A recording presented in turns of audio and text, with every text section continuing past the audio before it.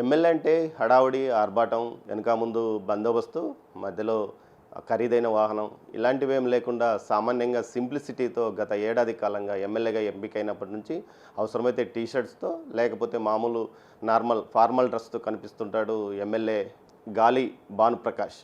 తండ్రి నుంచి రాజకీయాల వారసత్వంగా వచ్చినప్పటికీ తనదంటూ ఒక లక్ష్యాన్ని నిర్దేశించుకొని నియోజకవర్గంలో గత ఏడాది కాలంగా ఆయన ఎలాంటి పనులు చేశాడు, కూటమి ప్రభుత్వం అధికారంలోకి వచ్చిన తర్వాత నియోజకవర్గంలో తాను ఇచ్చిన హామీలు నెరవేర్చడా, లేకపోతే నియోజకవర్గానికి ఇంకేం చేయాలనుకుంటున్నాడు? ప్రస్తుతం మనతో ఏడాది ఎమ్మెల్యేగా పాలన పూర్తి చేసుకున్న గాలి భానుప్రకాష్ గారు ఉన్నారు. ఆయన అడిగి మరిన్ని విషయాలు తెలుసుకుందాం. సార్, ఎమ్మెల్యే అంటే వెనుక ముందు సైరను, హడావిడి, తెల్ల చొక్కాలు ఇవేం లేకుండా ఎందుకు మీరు ఇలా నార్మల్గా ఉండడానికి ప్రయత్నిస్తున్నారు? ఇక్కడ జనరల్గా రాజకీయం మా ఇంట్లో చిన్నప్పటి నుంచి చూస్తూ ఉన్నా. ఎమ్మెల్యే అంటే ప్రజాసేవకుడి కింద చూస్తున్నాం కానీ ప్రజల మీద అధికారం చెలాయించేవాడి కింద ఎప్పుడు చూడలేదు. ఎందుకంటే వాళ్ళు ఇచ్చిన అధికారం వాళ్ళకి సేవ చేయడానికి ఉపయోగిస్తే మనకి మంచిది, వాళ్ళు కూడా మనల్ని 10 కాలాలు చూసుకోవడానికి ఆస్కారం ఉంటుంది. ముఖ్యంగా ఒక ముద్దుకృష్ణుడి కొడుకు కింద కూడా నాకు కూడా కొన్ని రెస్పాన్సిబిలిటీస్ ఉన్నాయి. ఆయన నేర్పిన విలువలు కానీ ఆయన నడుచుకున్న అడుగుజాడలు కానీ ఖచ్చితంగా పాటిస్తూ ఉన్నాం. సరే, ఇప్పుడు ఏడాది కాలంగా మీరు ఎమ్మెల్యే పనితీరు మీరంతకు మీరు అంచనా వేసుకుంటే ఎలా? మీరు 100% సక్సెస్ అయ్యారా, లేకపోతే పాస్ మార్కులా, లేకపోతే ఫస్ట్ గ్రేడా? అంటే ఎప్పుడు కూడా 100% మార్క్స్ అనేది, ఎందుకంటే ఎప్పుడు కూడా కొంత ఇంకా చేయాల్సింది, మన ఆశయాలు చాలా ఉంటాయి, అనుకున్నవి అక్కడ దాకా రీచ్ కాలేము. గోల్స్ అని కూడా 100% అయితే మన దేవుళ్ళు అయిపోతాం. నిజం చెప్పాలంటే మార్కుల విషయానికి వస్తారు 100% 100కి 100 మార్కులు వేస్తాయి. ఎందుకంటే లాస్ట్ 5 ఇయర్స్ అంటే 19-24 మధ్యన పూర్తిగా లా అండ్ ఆర్డర్ పూర్తిగా తప్పేసింది ఆంధ్రప్రదేశ్లో. ఎంతసేపు కూడా మన ఆంధ్రప్రదేశ్ని ఒక బీహార్తోనో, పాకిస్తాన్తోనో, ఆఫ్ఘనిస్తాన్తో పోల్చే పోకళ్ళు స్టార్ట్ అయిపోయినాయి. అలాంటిది ఇవాళ ఆంధ్రప్రదేశ్ అంటే ఒక లా అనేది, ఇక్కడ మనకి చట్టం అనేది ఇక్కడ ప్రబలుతోందని చెప్పి ఒక విశ్వాసం మనం కలిగించగలం. అది కూడా షార్ట్ టైంలో. అది అంత ఈజీ కాదు. ఒకసారి లాలెస్నెస్ వచ్చేసినాక తిరిగి మన కంట్రోల్ తీసుకోవడానికి చాలా టైం పడుతుంది. ఎందుకంటే మనస్తత్వాలు మార్చాలా, పోలీస్ ఫోర్స్ని అదే పోలీస్ ఫోర్స్తో మళ్ళీ రైట్ పనులు చేయించే పరిస్థితి కూడా తేవాలా. అది చాలా అంటే కఠినమైన, అంతే అనుకున్నంత ఈజీ కాదు అది. ఎందుకంటే తప్పు చేసినోడితో తప్పు చేయించడం ఇంతకుముందు ఒక రౌడీ సేనలాగా ఉండింది. అది విచ్చలు పెడతాను, దొంగ కేసులు బనాయించడం, ఏమీ లేకుండా జైల్లో వేసేయడం, హెరాస్మెంట్స్, పోలీస్ స్టేషన్లు పిలిచి బెదిరింపులు ఇవే ఉన్నాయి. అంటే వాళ్ళు చెప్పడం, వాళ్ళు పోలీస్ స్టేషన్కి పిలిచడం, నువ్వు సంతకాలు పెట్టని చెప్పడం ఇవే ఉన్నాయి. ఇప్పుడు పోలీస్ అంటే పోలీసు అంటే ప్రజా రక్షక భటులు. అదే ఆ నిర్వచనానికి కట్టుబడి ఉన్నాం. అది 1 ఇయర్లో ఇప్పుడు ప్రజలు కూడా అంటే వాళ్ళ పీస్ ఆఫ్ మైండ్, ఏమన్నా చేద్దాం అనుకున్నా వాళ్ళు చేసుకుంటున్నారు, వాళ్ళ ఆలోచన ప్రకారంగా మాట్లాడుతున్నారు. స్వేచ్ఛ అనేది వాళ్ళకి బాగా మనం ఇస్తూ ఉన్నాం. 100% మార్క్స్ దాంట్లో. అయితే మేము గెలిచింది కూడా నా ఉద్దేశంలో 124 సీట్లు వాళ్ళు వచ్చినాయంటే ముఖ్యంగా లా అండ్ ఆర్డర్ మీదే వచ్చినాయి. మనం పూర్తిగా గాడి తెప్పామనే భావన ప్రజలు వచ్చారు కాబట్టి 124 సీట్లు ఇచ్చారు. సార్, నియోజకవర్గంగా మీరు ఏమేమి అభివృద్ధి పనులు పూర్తి చేస్తారు ఈ ఏడాది కాలంలో? ముఖ్యంగా మనం మరమగ కార్మికులకి 500 యూనిట్లు ఇస్తామని చెప్పాము. అది కూడా క్యాబినెట్లో డిసిషన్ అయింది. అది కూడా ఇంప్లిమెంటేషన్ స్టేజ్కి వస్తుంది. అది ముఖ్యమైన ప్రామిస్. మరమగ కార్మికులకి మనం వెన్నుదన్నుగా ఉంటామని చెప్పాము. అది నిలబెట్టుకున్నాం. అలాగే రెస్ట్ ఆఫ్ చిత్తూరు అంటే ఇప్పుడున్న రెస్ట్ ఆఫ్ నగరి కాన్స్టిట్యున్సీలో ఉన్న 3 మండలాలు కూడా తిరుపతిలో చేరుస్తామని చెప్పన్నాం. దానికి కూడా క్యాబినెట్ సబ్ కమిటీ వేయడం జరిగింది. త్వరలో అది కూడా కార్యాచరణ చేసి తిరుపతి జిల్లాకి, ఎందుకంటే మాకు విద్య అయినా ఆరోగ్యమైనా కూడా తిరుపతి అటాచ్మెంట్స్ ఎక్కువ చిత్తూరుతో కన్నా కూడా. అదే ఆ వెసులుబాటు కోసం అని చెప్పి అడుగున్నాం. బాబు గారు కూడా దానికి సానుకూలంగా స్పందించారు. అదే క్యాబినెట్ సబ్ కమిటీలో పెట్టి అది కూడా చేయడం జరుగుతుంది. ఏ మండలాలు? నిండ్రా, విజయపురం, నగరి మండలాలు పూర్తిగా కూడా ఉన్న బ్యాలెన్స్ మండలాలు కూడా తిరుపతి తీసుకొచ్చే పరిస్థితి. అలాగే మనం చూస్తున్నాం, మనం అవాతాతలకు కానీ, వితంతులకు కానీ, వికలాంగులకు కానీ మేము మీకు భరోసా ఇస్తున్నాం, మేము ఉన్నాం మీకు అని చెప్పి మొదటి రోజే అంటే 7,000 రూపాయలు, అంటే గడిచిపోయిన కాలానికి కూడా 7,000 ఫస్ట్ టైం తీసుకెళ్ళి ఇచ్చిన దాఖలాలు భారతదేశ చరిత్రలో ఉన్నట్టు. అది మన ఆంధ్రప్రదేశ్లో జరిగింది. అది 7,000 రూపాయలు ఒకేసారి తీసుకెళ్ళి ప్రతి ఒక్క అవాతాత చేతిలో పెట్టాం. ఆ రోజు వాళ్ళ మొహంలో వెలుగులు చూసిన తర్వాత అనిపించింది, అబ్బో ఇది అంటే ఇంత మనం ఎఫెక్ట్ చేయగలుగుతామా అని చెప్పేసి. అది ఇవాళ మన నగరి కాన్స్టిట్యున్సీలోనే దరిదాపుల్లో సాలీనా ప్రతి నెల 120 కోట్లు మనం అవాతాతలకు కానీ, వితంతులకు కానీ, వికలాంగులకు పంచుతున్నాం. అది ప్రభుత్వం వాళ్ళకి అండాదండ భరోసాగా ఉందని చెప్పడానికి నిదర్శనం. అలాగే మనం చూస్తూ ఉన్నాం, ఇంకా రోడ్స్ కానీ లైట్లు కానీ ఇవన్నీ కూడా ఇవాళ రోజుకి ఎంఎన్ఆర్ఈజీఎస్ మన్రేగాలోనే దరిదాపుల్లో 100 కోట్ల పైన ఖర్చు పెట్టాం. టుడా ఫండ్స్ దరిదాపులో 34 కోట్లు పెట్టి శాంక్షన్ చేసి వాళ్ళు డిఫరెంట్ స్టేజెస్లో ఇంప్లిమెంటేషన్ స్టేజ్లోనే ఇంకా గోకులాలు కానీ ఇలా అన్నీ చేసుకుంటూ వస్తూ ఉన్నాం. కాలువలు కానీ ఇంతకుముందు మైనర్ ఇరిగేషన్ ఉందా లేదా అనిపించింది. ఇవాళ మైనర్ ఇరిగేషన్కి మళ్ళీ జీవం పోసి దాంట్లో ఈ మైనర్ ఇరిగేషన్ సంబంధించిన ట్యాంకులు కానీ అవన్నీ R&R ప్యాకేజెస్లో మొత్తం అన్ని కూడా టేకప్ చేస్తున్నాం. అంటే సమగ్రంగా అన్ని చోట్ల అన్ని విభాగాలతో పనిచేయించే పరిస్థితి వాళ్ళు కనపడుతూ ఉంది. ఏ ఊరికి పోయినా కూడా ఏదో ఒక వర్క్ జరుగుతూ ఉంటుంది. అది రోడ్ అన్నా కానీ కాలువన్నా కానీ చెరువు అన్నా కానీ ఏదో ఒక వర్క్ ఆ ఊరికి సంబంధించి అది దాని కార్యాచరణ కానీ దానికి ఉన్న ఇది కానీ పూర్తిగా బాబు గారు కుటుంబ ప్రభుత్వం.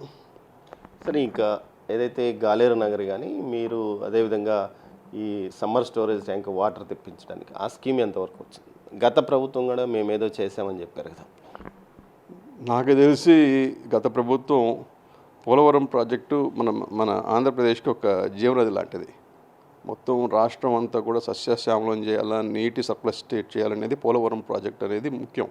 ఎందుకంటే కృష్ణా వాటర్ మనం తెచ్చుకుంటే ఇంత కృష్ణా బేసిన్ ఏదైతే ఉందో అది గోదావరి వాటర్తో వాళ్ళకి ఇచ్చేటట్టుగా మనం పూర్తిగా కార్యాచరణ అది. అంటే గోదావరి నీళ్ళు ఏదైతే సముద్రం పోతున్నాయో అది కృష్ణా బేసిన్కి ఇచ్చి కృష్ణా వాటర్ శ్రీశైలం నుంచి తీసుకొచ్చి రాయలసీమకి ఇచ్చేటట్టుగా.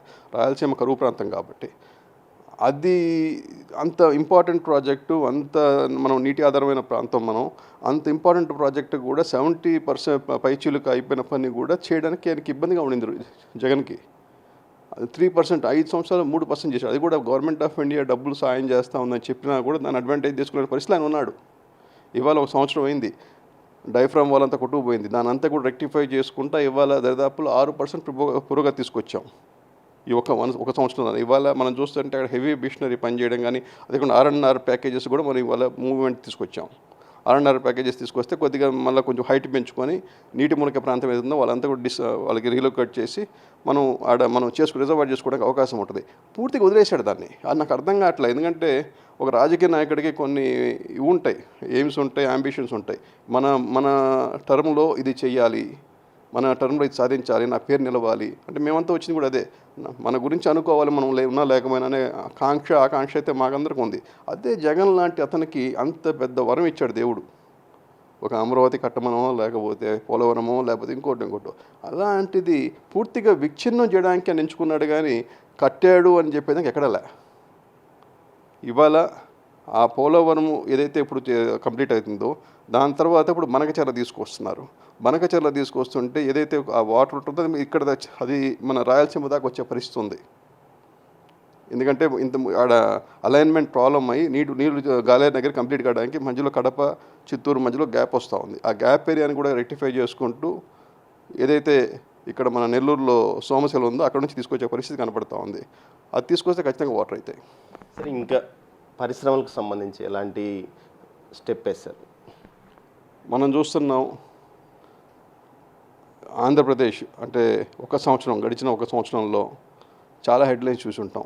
ఇక్కడ LG వాళ్ళు 5,000 కోట్లు పెట్టారు, లేకపోతే గ్రీన్కో వాళ్ళు ఇన్ని వేల కోట్లు పెట్టారు, లేకపోతే రీకాన్ వాళ్ళు ఇన్ని కోట్లు పెట్టారు, లేకపోతే అశోక్ లైన్ వాళ్ళు ఇన్ని కంపెనీలు ఇన్ని పెట్టారని చెప్పేది ఇవాళ సారా మామూలు కనపడుతుంటాయి. ఇక్కడ పెట్టుబడులు అక్కడ పెట్టుబడులు, వీళ్ళు వస్తున్నారు వాళ్ళు వస్తున్నారు అనేది. అంటే అది గవర్నమెంట్ ఇస్తున్న తోడ్పాటు, వాళ్ళకి ఇస్తున్న ఇది కూడా అంటే భరోసా. మీరు నిర్భయంగా నిశ్చంతంగా మీ వ్యాపారం మీరు చేసుకోవచ్చు, పొలిటికల్ ఇంటర్ఫీరెన్స్ ఉండదు, మీకు కావాల్సిన సదుపాయాలు కానీ రాయితీలు కానీ మేము దగ్గరుండి కల్పిస్తాం, మీరు ఇక్కడ పెట్టుబడులు పెట్టండి, మాకు అంతా కూడా ఉద్యోగ కల్పన కావాలంతే. ఎందుకంటే మన దగ్గర యువత చాలామంది ఉంది, చదువుకున్న యువత. వాళ్ళందరినీ కూడా వాళ్ళ కాళ్ళ మీద వాళ్ళు నిలబెట్టే శక్తి ఉద్యోగాలు వస్తుందని చెప్పే ఉద్దేశంతో పూర్తిగా ఇండస్ట్రియలైజ్ చేద్దామనే ఉద్దేశంతో ఇవాళ అన్ని మూలలా కూడా చేస్తూ ఉన్నాం. మనం చూస్తున్నాం TCS వాళ్ళు దాదాపులో అక్కడ వైజాగ్లో పెద్ద సెంటర్ పెట్టబోతూ ఉన్నారు. వాడు కూడా 30,000 మంది దాకా ఎంప్లాయ్మెంట్ ఇవ్వబోతున్నారు. అలాగా ప్రతి చోట ఇక్కడ క్వాంటమ్ వ్యాలీ అని అమరావతిలో పెట్టబోతున్నాం. ఇక్కడ మన ఎలక్ట్రానిక్ క్లస్టర్స్లో కూడా కంపెనీస్ చాలా వస్తూ ఉన్నాయి. ఇప్పుడు శ్రీ సిటీలో వస్తున్నాయి. అలాగే మా కాన్స్టిట్యున్సీకి వచ్చేకాడికి నగిరిలో కూడా కోస్టల్ నగరంలో ఇప్పుడు దరిదాపుల్లో 2,500 ఎకరాలు ఐడెంటిఫై చేసి ఉన్నాం. దాంట్లో మొన్న కూడా నోటిఫికేషన్ ఇచ్చాం 500 ఎకరాలకి ఇన్వెస్టర్స్ని PPP మోడల్లో తీసుకొచ్చడానికి. ఖచ్చితంగా అది కూడా కార్యాచరణ అవుతుంది. సరే, ఏదైతే గతంలో APISC భూములు సేకరించి తర్వాత TTD ఉద్యోగులకు సంబంధించి ఇళ్ల స్థలాలు ఇచ్చారు. ఆ విషయంలో పెద్ద ఎత్తున వివాదం నడిచింది. అదేవిధంగా ఏదైతే గతంలో పెద్ద ఎత్తున మీ నియోజకవర్గంలో ఇసుక దందా అవన్నీ జరిగాయనే ఆరోపణలు అంటే వాటిపైన ఏమన్నా విచారణ కానీ కేసులు కానీ నమోదయ్యాయి? భవిష్యత్తులో దోషులు ఏదన్నా తేలే అవకాశం ఉంది? అంటే మా ప్రభుత్వం కక్ష సాధింపు ధోరణి పోకూడదనేది మేము ఒక లక్ష్యంగా పెట్టుకున్నారు బాబు గారు. ఏదున్నా కూడా ఎందుకంటే కక్ష సాధింపులు పెట్టుకుంటే మొత్తం రాష్ట్రం డిస్టర్బ్ అవుతుంది, అతలాకులో అవుతుంది. వాళ్ళు వచ్చారు ఇది చేశారు, వీళ్ళు వచ్చారు అది చేశారు అన్న ధోరణి తప్పితే అట్లని చెప్పి ఇంట్రెస్ట్ ఆఫ్ జస్టిస్ని కూడా మనం కిల్ చేయడానికి లేదు, తప్పును మనం సమర్థించడానికి కూడా లేదు. ఏదన్నా కూడా పక్కా ఎవిడెన్స్ ఉండి పక్కాగా ఇది ఉంటే ఖచ్చితంగా కార్యాచరణ తీసుకొస్తారు, వాళ్ళ మీద ఇన్వెస్టిగేషన్ జరుగుద్ది, ఆధారాలు ఉంటే ఖచ్చితంగా వాళ్ళకి శిక్ష అయితే పడుద్ది. అంతేగాని బనాయించడం, లేని కేసులు ఉన్నట్టు ఉన్న కేసులు ఉన్నట్టు పూర్తిగా ఆధారాలు ఉంటే మటు ఖచ్చితంగా వాళ్ళని లోపేస్తారు. ఇప్పుడు ఈ టీటీడీకి ఇచ్చిన భూములు టీటీడీ ఇళ్ల స్థలాలకు ఉంటాయా, లేకపోతే వెనక్కి తీసుకొని ఏదైతే ఏపీఏఎస్సీలో కొనసాగిస్తారా? అది వివాదం నడుస్తుంది. ఒకసారి దేవస్థానం ఉద్యోగులకి ల్యాండ్ ఇచ్చినాక అది వెనక్కి తీసుకోవడం అనేది ఉండదు. ఎందుకంటే అది నెంబర్ ఆఫ్ బెనిఫిషరీస్ ఎక్కువ ఉంటారు, వాళ్ళంతా మళ్ళీ మనం కదిలిచ్చి ఇంకా వేరే ఆల్టర్నేటివ్ ల్యాండ్స్ చూస్తాం.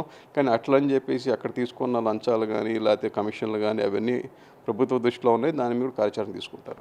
గతంలో వేసిన తుడా లేఅవుట్లో కూడా పెద్ద ఎత్తున అక్రమాలు జరిగాయి, కొన్ని పనులు ఆగిపోయిన పరిస్థితి. వాటిని ఏం మరి తుడా లేఅవుట్ కానీ కొనసాగిస్తారా, లేకపోతే ఇండస్ట్రియలిస్ట్కి ఏదైనా అవకాశం ఇస్తారా? పర్మిషన్ వచ్చిన లేఅవుట్స్ ఏది డిస్టర్బ్ చేయం.